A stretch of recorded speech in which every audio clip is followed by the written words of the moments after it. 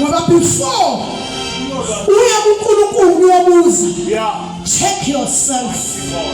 Yiphi into la kuNkulunkulu eniyenzile? Haleluya. Enenza ukuthi kube nalezi zinto. Ngihamba kahle mina. Akho nyangone uvulile. Phela uNkulunkulu washo kahle. Wathi la Genesis ungabi nabanye. Waze wasuka uNkulunkulu onesikhwele. Ngiyamangala izulu ifundiswa lapha. Umalibona abazalwane bathi ekhaya sisupport omakhelwane. Angeke ubathinta abantu bakwaShembe ngoNkulunkulu wabo.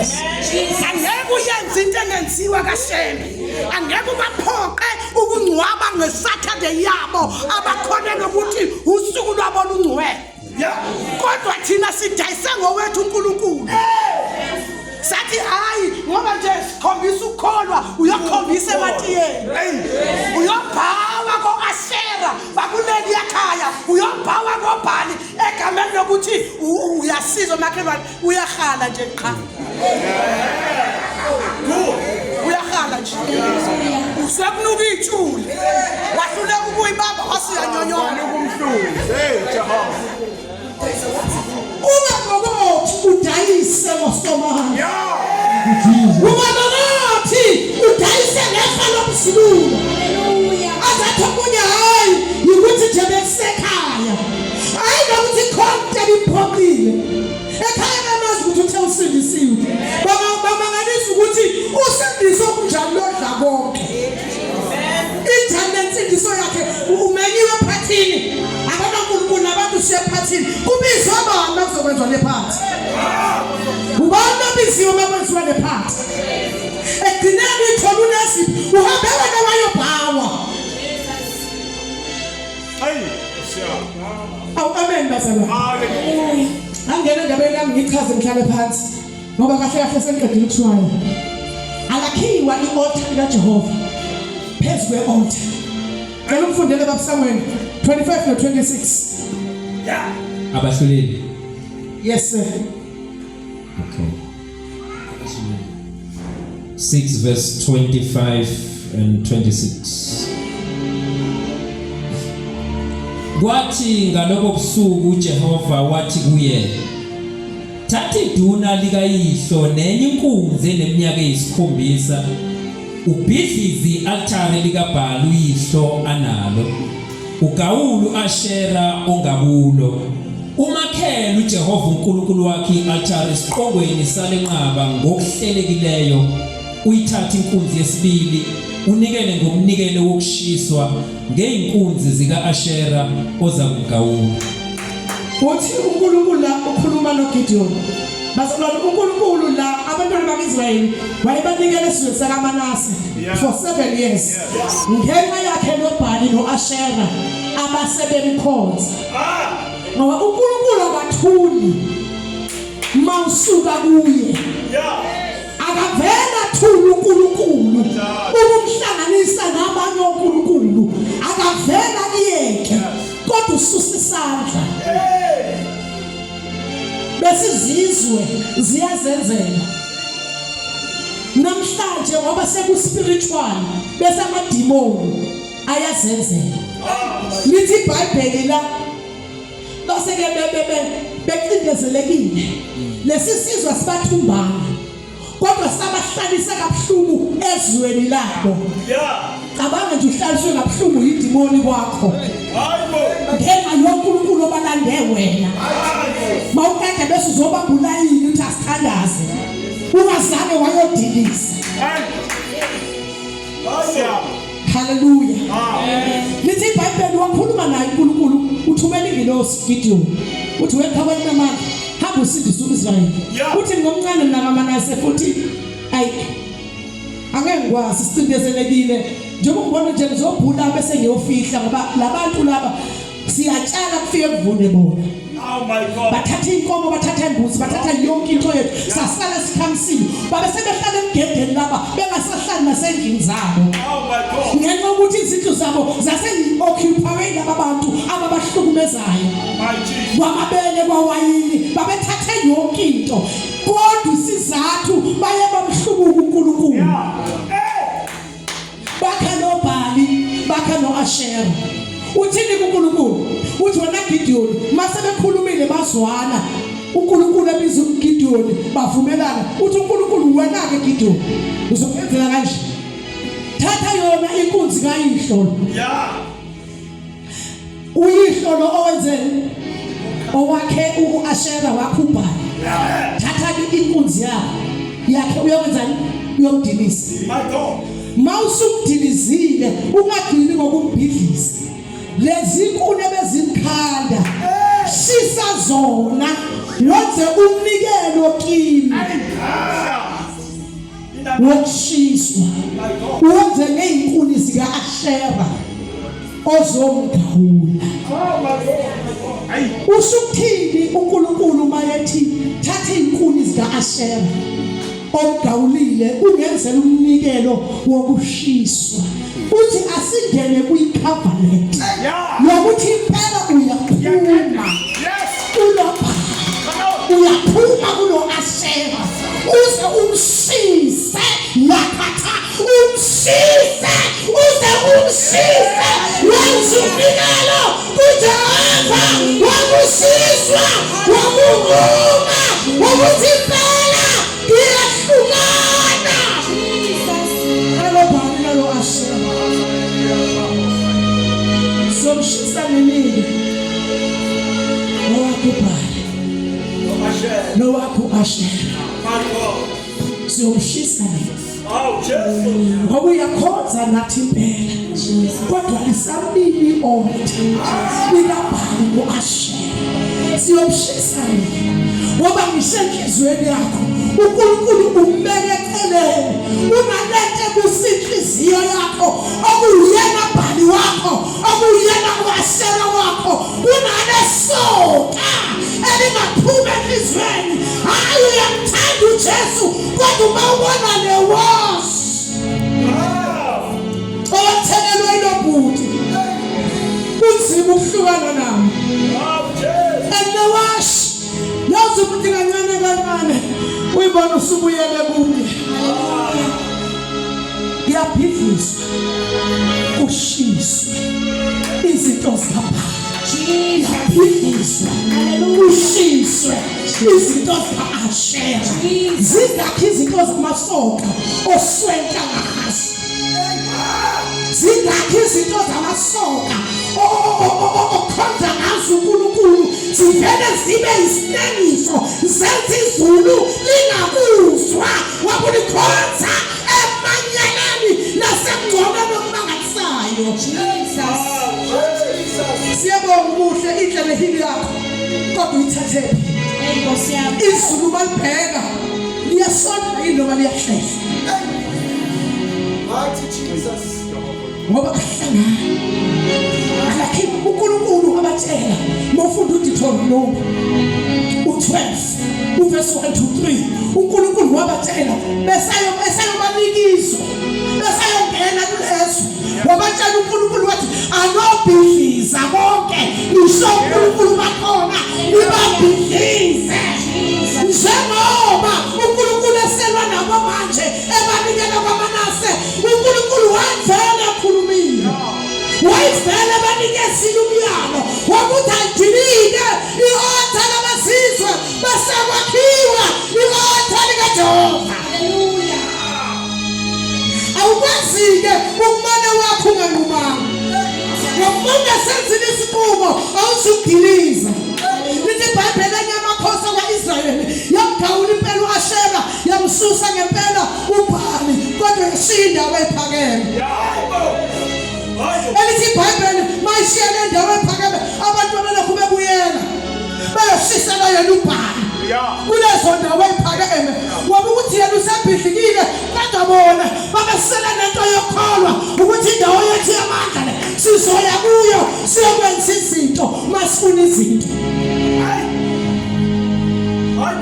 Sesiyathandaza ngiyabuza nje empilo emithathu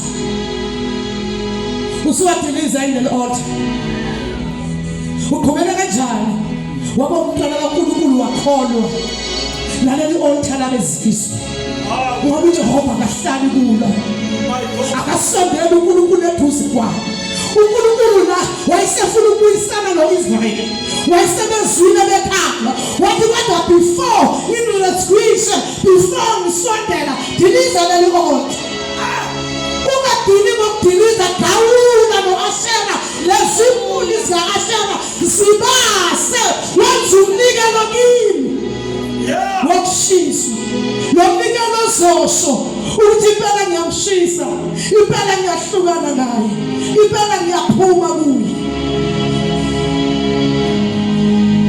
bazalwane kuthini enhlizweni yakho yimuphi lo Ashera namhlanje uyakhala ukhalela uNkulunkulu ngenxa yo-Ashera wabalanda wena abanye balanda amanzi abanye balanda amafutha abanye balanda isawoti namhlanje sekukhona naba-blue osawoti abanye balanda umhlabathi wathiwa izinto ezizosebenza abazalwane banezinto eziphatheka ngezandla abayigcinile endlini zabo abakholwa ukuthi zizobakhulula lalela ngeke ukhululeke uzoba inkinga phezulu kwenkinga ngoba uJehova kahlali kulelo altar nathi uyosithandazisa into engapheli ngenxa yokuthi ufuna sakhi altar kaJehova phezulu kwamanyala abazalwane baba offended mawuthi wonke enhlambulukweni kanti inhlambuluko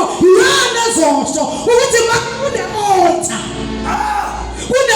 lapha ekhaya My God. nami ngalanda khona ngasemkholwa My God. kodwa ngabuye ngaphazamiseka endleleni bese siqalisa phansi sibamukelisa uJesu bese sihamba ngawe sekhaya soshisa i-altar Yeah. sithi likhiphe i-altar libambe ngezandla zakho khuluma nalo wena ulitshele ukuthi we-altar lamafutha namanzi namhlanje siyahlukana impilo yamanje ngiyinikela kuJesu akusaphinde ngibuyele kuwe siyahlukana nawe namhlanje sinabazalwane abafuna ukwenza konke abangawazi umahluko namhlanje bamkhonza uJesu sasa basematiyeni namhlanje bayamkhonza uJesu sasa bayophuphula namhlanje bamkhonza uJesu sasa bayovula amatshe awukanti kuyisono yini ukuvula amatshe ukhanda itshe kusisa isono kodwa livalelwani ngoba lakhiwa livaliwe Yeah. Come on. Yeah. livalelwani ngoba alakhiwa livaliwe mawuyothenga nawe lisuka liphuphulo libona manje umaselapha selivalwa kanjani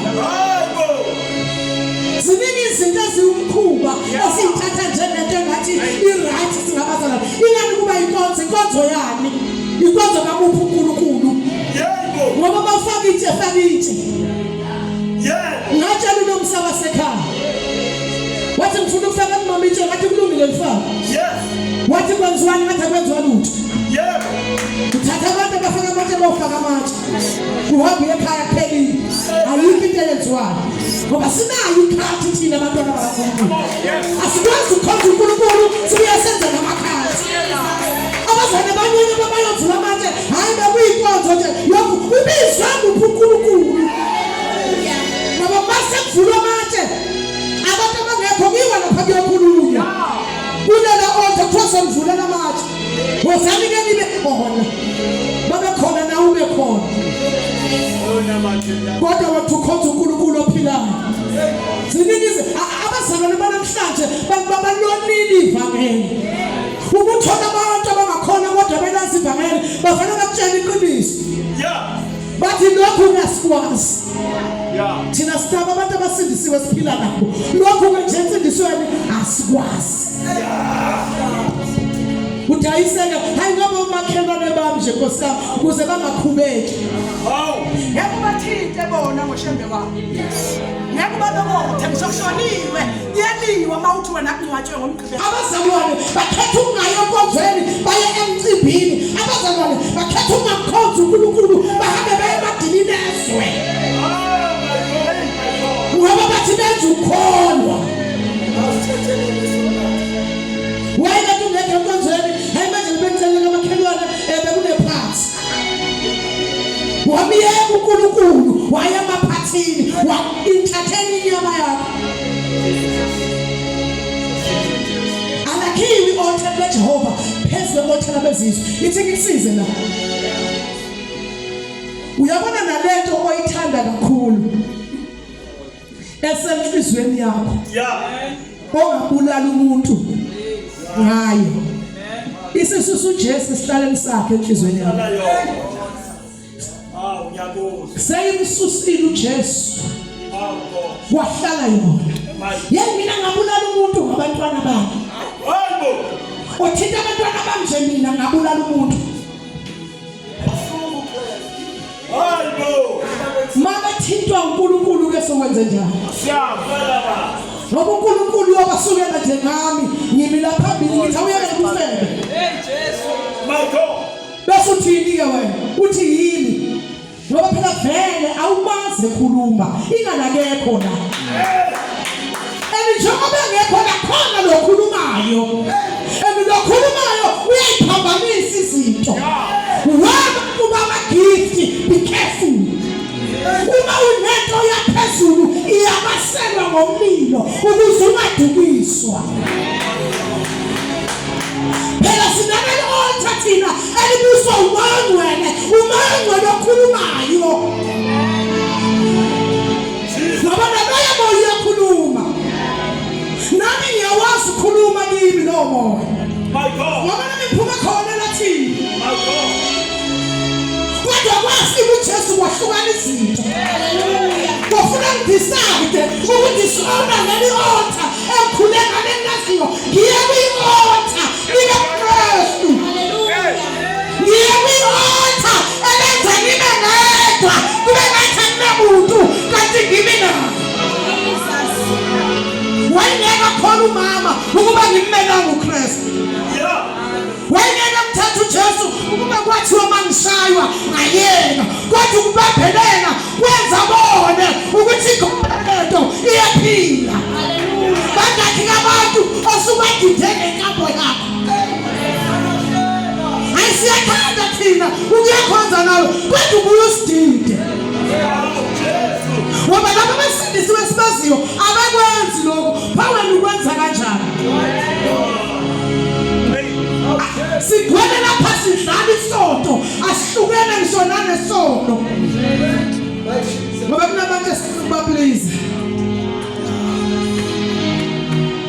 Bazalwane. Hayi manje umyeni wami akavumi. Uvelathi ayiphuqa zonke lapha phansi. Amane singelele sonke asigaba. Saba na ugabile nje ngoba umyeni wakho kufanele umthobele. Khana ngiyavuma. Kufanele umthobele. Kodwa ngabe kwathi ngelinye inyanga sizophalaza ekhaya. Ngase neminyaka nje u15. Sengimamukela uJesu ngazi ukuthi akuphalazwe. Yeah. Abekwa amanzi. Angangaphuma ngaphumela phandle. Ngaye toilet. Ngafika ngahlala. Ngathi weNkulunkulu bathaba niyakhuluma. Yeah. Ufuna ukuthi ukhulumeke manje. Yeah. Naka amanzi. Abekiwe ukuphalaza. Angiphalazi mina umntwana wakho.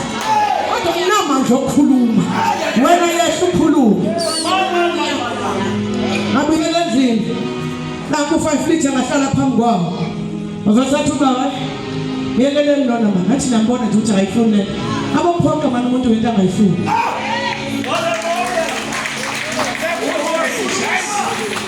Wabuya ikhulumela bazalwane. Mawumema nenhliziyo ephelele uthi weJehova awukhuluma kulesi simo uyakhuluma uNkulunkulu. Jesus. Ukhuluma ngisho kubantu angazani nabo athi lalelani loyingo wami ningamenzi lokho. Loyingo wami ningamthinti ngalesi zinto. Wabuya khuluma. Hallelujah. Into yenza ngakhulumi ukuthi nawe akanayo indawo kuwe. Nawe ukoba nazani. Uyesaba umphumela obala ngayo. Bazalwane sengihlala phansi.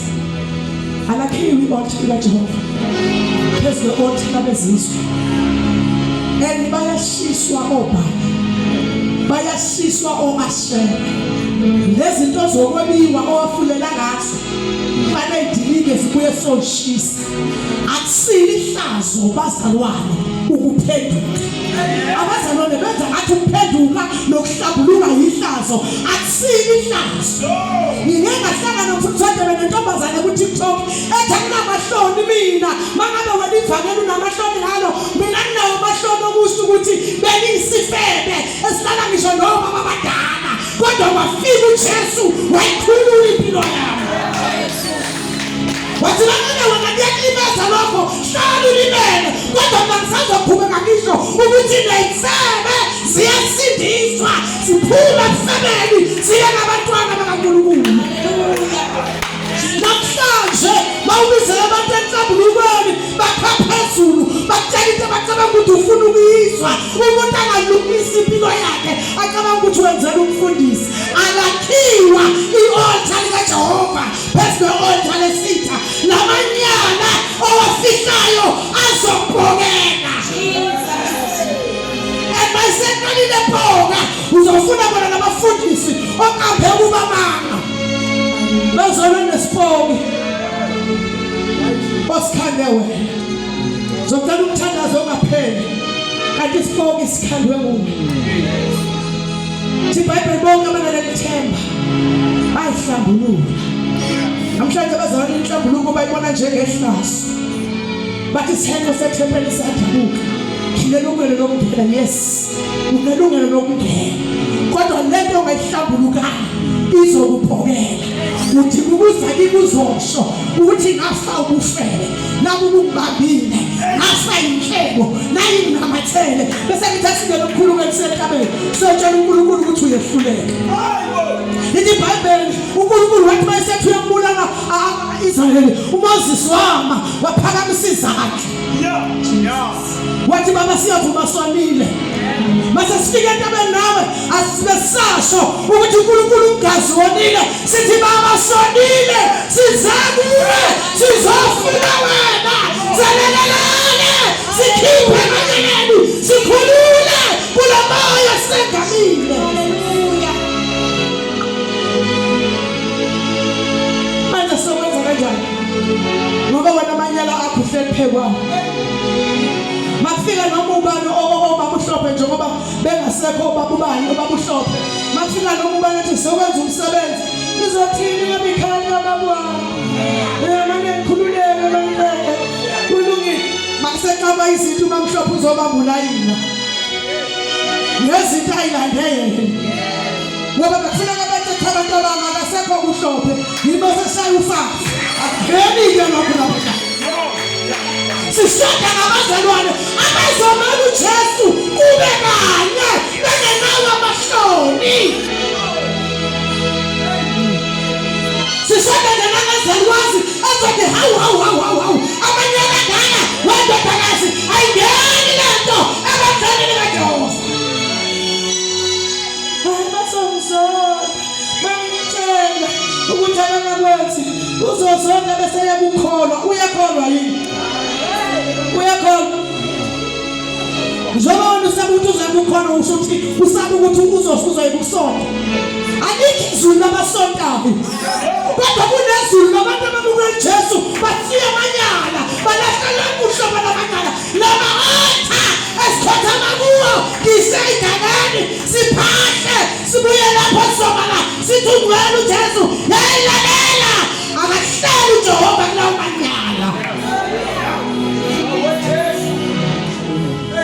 bahleli uJehova kulawo manyala namhlanje ngizosho into eyodwa ake siphumele emanyaleni simkhonze kulungele okupheleleyo yebo kusitshela ukuthi abefundisi bazokhuluma ngendaba zakho bazobonana nalo bathumile abakhuluma indaba hayi wena yenza okufanele wena lungisa okufanele ukulungisa ngoba nabo khona okufanele bakulungise nawe lungisa usudoja nabantu uthi mina ngathi ngithi ngabantu manje bazokhuluma indaba yakulalela izulu vele liyayazi ayakho izulu kade layibona liyakwazi izulu ukuthi uhambe umsebenzi wena liyakwazi izulu ukuthi uyanofungeze enkonzweni uyosizwa kwamakhelwane ekhushulwa izulu liyakwazi lokho endaweni senze bakhona bamzondayo bathi uphakeme ngoba bebona wena uphambanisa ivangeli bakhamwe lona basima mangabe kushonile lona uyeza nje enze nathi yonke into wenza yonke into umzalwane akumelene nokuthi ubasise kodwa kumelene nokubhawa kuma altar abo angivumi ukuthi sibhawe kuma altar abo egameni lokuthi siyasisa lithi iBhayibheli wasaba uGideon ufundiswa ade bathi hey azovukela lamadoda kaNkulunkulu wabo ngoba abantu bazalwane bayelulweni uNkulunkulu wabo thina kwathi asimlwele uyilwela yena thina kwathi ukumveza nje nokuba kuye yena uzwelwe bathi uGideon bazombulala laba bakhetha amadoda athi hayi sonyanyobe ebusuku siyodilisa ebusuku uhamba wanyonyoba badiliza umfana badiliza wathatha inkabi kayise wahlabela utshwala efuna ukusho kuyise ukuthi we baba ngiyaphuma kuNkulunkulu wakho manje sengilisa uNkulunkulu wangempela uNkulunkulu wasezulwini uyena mina sengizomkhonza lalela ukuthi wenzani uNkulunkulu mangabe sekusile ekseni sekubonakala ukuthi kushile wahamba uNkulunkulu wayekhuluma kuye uyise kaGideon sebefuna ukumbulala bethi ubani akaze la simbulale yena uyise kaGideon uthi nakubani akanawo yini amandla okwayilwela ububhali uNkulunkulu let him stand and fight for himself even uNkulunkulu ukuchallenge umuntu okuthandile manje ubeka esavulekile amehlo ubaba kaGideon wathi ngaze ngadlala ngesikhathi ngaze ngaqabana noJehova ngidlala ngesikhathi impela usebenzile umfana wayisusa lento hey laleleni mina uma ngabe ubhali uNkulunkulu akasume ale nomuntu odiliziwe lakhe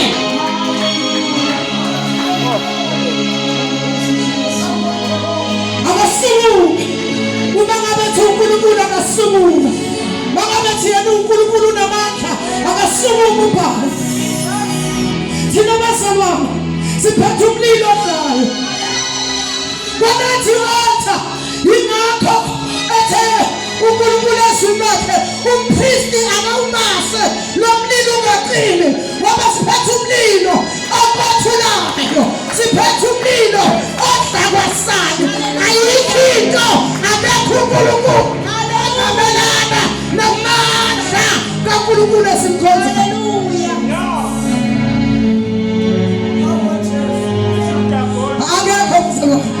ngisho Dagoni balala phansi kobuso bafika ethempelini likaJehova ngoba bathi uNkulunkulu uyakwazi ukusukuma ilwele ingakho-ke noyise kaGideon waba-challenge wathi manini mangabe uNkulunkulu akakwazi ukulwela ngabantu akasukumele ilwele thina-ke sinalo uNkulunkulu ukuthi noma izulu liza kabi siphuma phandle singenavalo simnikekhaya yakhabota ulabosakeka yakhanalabaya ulabasada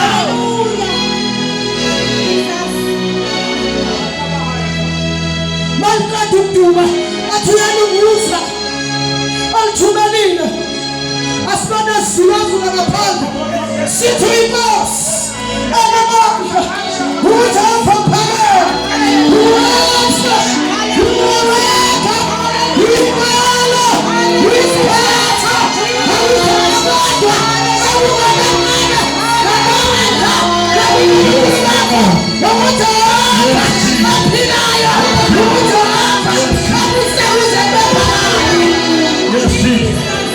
Yes, Jesus. Yes, Jesus.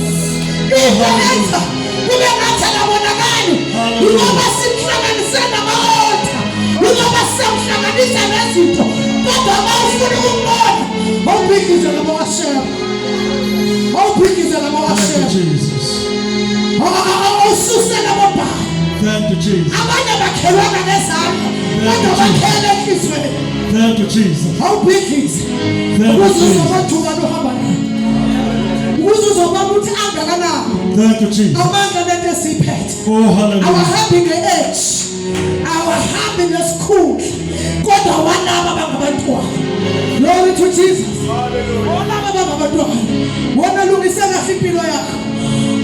Ukuzwabona amandla akhe elithi sizakho kungenzeka ibantu kuwe kuyenzeka Glory Yeah. to Jesus.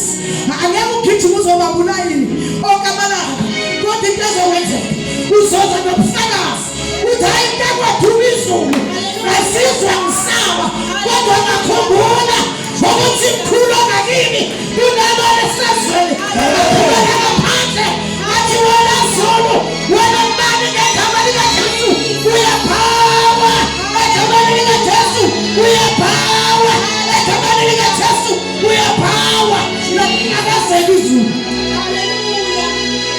ngoba inamandla into esiyiphethe into yenza amandla ayangabonakali ukuthi wena ubuye unyonyobe awume entweni eyodwa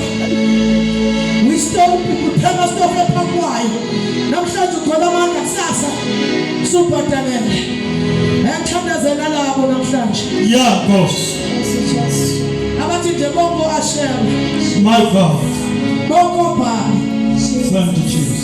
engibakhumbulayo Name of a engingabakhumbula Hallelujah. In the name of ngoba Jesus. ngifuna lamandla In the name of Jesus. alelibotha likaJehova bonakala In the name of Jesus. ngifuna ukwakhela uJehova ibotha In the name of Jesus. akwazi ukulakhela libotha usekhona labonkulunkulu In the name of usekhona Jesus. lelibotha likankulunkulu wabezizwe unkulunkulu wabonkulunkulu onesikhwele ufuna ukukhonzwa yena yedwa ngakho namhlanje ithi bhali washela namhlanje siyahlukana moya wabafileyo namhlanje siyahlukana moya wamadlozi namhlanje siyahlukana moya wayiwasho namhlanje siyahlukana Jehova Thank you, Lord. Hallelujah.